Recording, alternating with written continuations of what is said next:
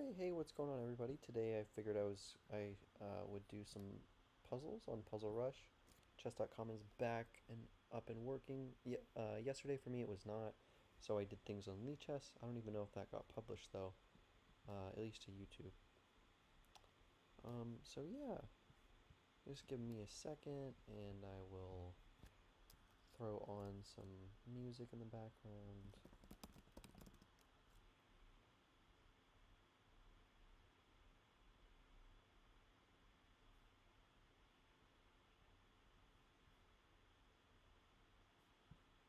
Okay, let's see. Maybe. Okay, we might not be getting music right now. That's fine.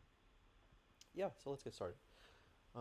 This is becoming a staple of the channel. Puzzle Rush is basically the main thing that I upload nowadays. So yeah, I hope to provide some insight through the puzzles that I solve, about the patterns that you should know, and some typical thought processes that you should undergo. So first thing, pattern here, weak back rank. The opponent's king cannot escape the back rank.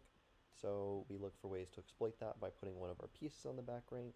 So we see rook a1, and then we see that nothing can block the check successfully. The bishop just gives itself up, and then the rook gives itself up the same. So that's going to look like rook a1, bishop c1, rook takes c1, rook d1, rook takes d1. Okay, so in this puzzle, we have a knight that's hanging, so we're immediately given the idea to move our knight somewhere. We look at the material, we see we're already up a piece, but these pawn rollers are kind of scary. So if we could win some more material, that would be excellent. We should be able to shut these guys down and have a nice win. So when we see that our knight's attacked, we look for squares to bring it to. Then c6 comes to mind, which forks the two rooks. And if the opponent decides to continue pushing the passers down, then we will take a rook. Opponent will take back, and then we'll have these guys under control because we already have a rook on the b file, and we can move a rook to the c file if needed, or just keep it here on the third rank. If the opponent moves a rook, then we will take. So if this rook moves off of the e file, then we take it and win a whole rook. That comes with check. And this rook doesn't really have anywhere to go, except for maybe e6 we would take. Opponent would take back, and we would start going after these pawns. So no matter what happens, we gain a nice exchange advantage. Alright, same pattern as puzzle 1 here. Opponent has a weak back rank, so we look for ways to exploit that by placing a piece of ours on the back rank. After rook d8, rook takes d8, and rook d8, that's checkmate. Alright, same thing here. Opponent is tied down to the back rank. How do we exploit that? Finding ways to put our pieces on there. Rook takes e8 check is mate.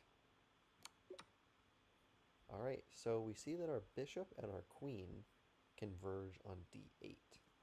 So this is an instance of piece convergence.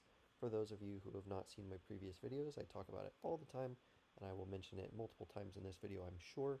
It's just when you have multiple pieces that are scoping in on the same square in your opponent's camp. Here we have our bishop that's scoping d8 as well as our queen. So whenever we have pieces that converge on squares like this, we always want to look for ideas that involve perhaps moving a piece onto the convergent square. In this case, we see that queen d8 check is just mate, because the queen comes in, totally dominates the king, and is supported by our bishop. In this position, we look for piece convergence once again. We see a similar scenario where we have bishop and queen converging on a tinder square around the king. No calculation has to be done. We see that the king can't escape anywhere. Of course, this is mate. Okay, so we see that the opponent is tied down. The opponent's king is tied down to this file, to this H file.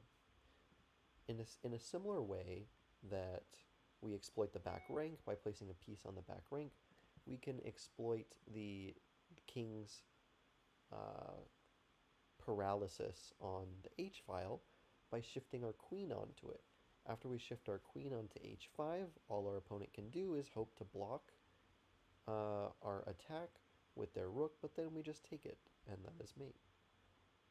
They could also try blocking with their queen, but of course we would just take that, and then continue with munching on the rooks.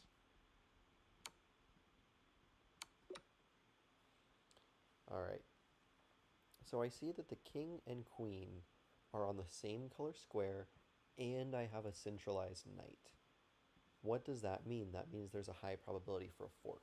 So what's the pattern here? The pattern, like I said, is when you have a king and queen that are on forkable squares, and I generalized that uh, in a way by just talking about how if the king and queen are on the same color square and we have a centralized knight, oftentimes that means that you're going to have a fork, because if you notice, uh, knight takes b3 check, forks the king and queen, and more generally, uh, if the king and queen are not on the same color square, then a knight fork is never going to work, at least in one move, because first, one of the pieces has to move to the same color complex as the other.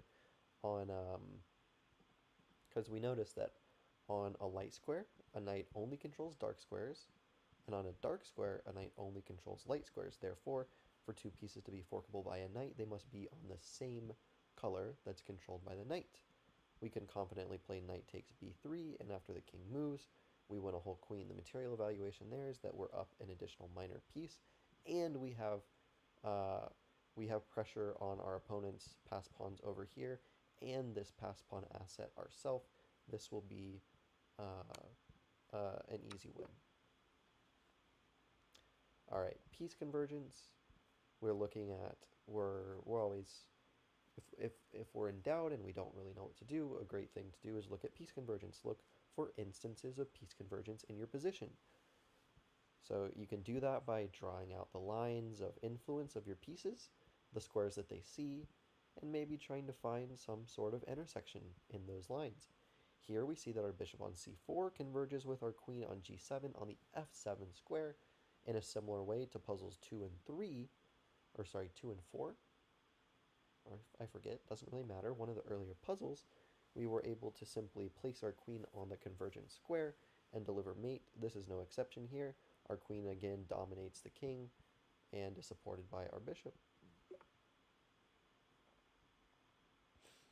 In this position, we look for more piece convergence, and we note the additional fact that the opponent's king has no squares to go to.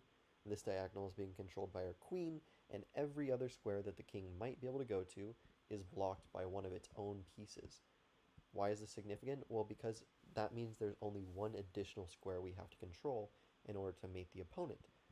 Now combine that with the idea of piece convergence, and we see that our knight and our bishop hit f7 and allow us to control the final square, and that is the icing on the cake. That is checkmate.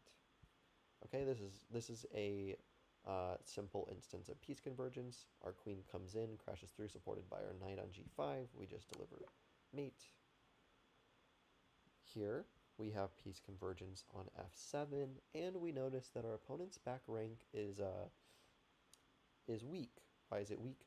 Because this bishop is still on the back rank, which means that this rook has no influence on the back rank. That means it's going to be a lot easier for us to place a piece on the back rank and deliver mate. So after queen f7 check, we force the king to h8. Nothing else can be done. And then we play queen f8, threatening checkmate on the back rank. Our opponent is forced to take our queen, and then we get to play rook f8 with checkmate, because back rank.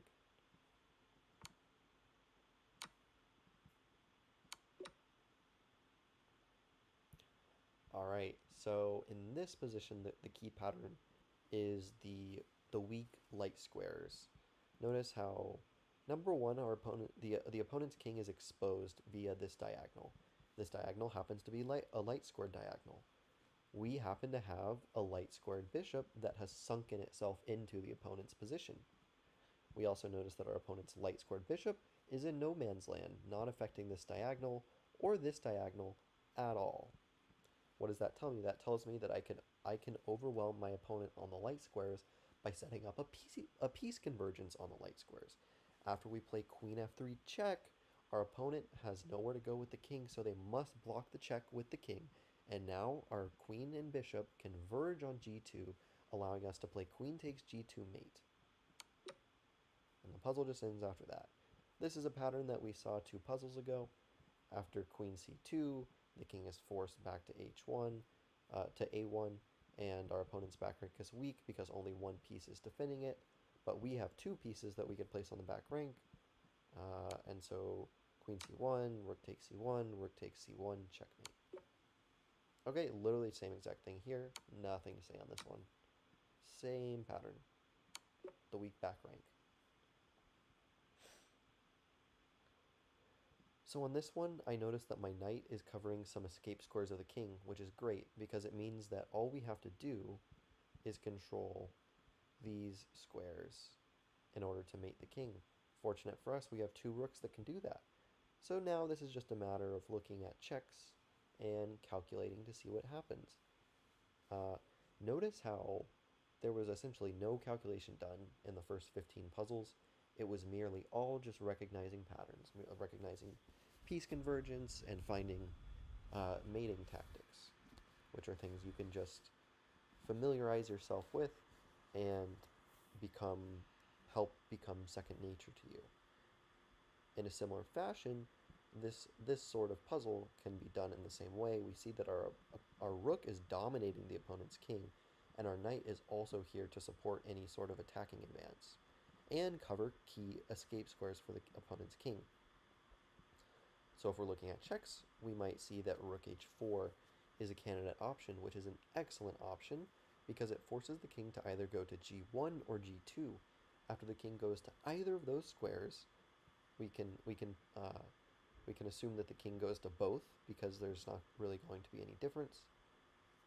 We play rook takes g5, and that's checkmate because we're controlling these 2 files, and the king cannot escape because our knight is controlling this square. So that looks like rook h4, king g1, and rook takes g5 mate. Alright, so our queen is attacked, so that immediately gives us the idea of moving our queen. Well, where might we want to move our queen? Well, our opponent's bishop is hanging, so it's a very tempting option to just take. What happens after we take? Well, we have 2 rooks and an extra knight.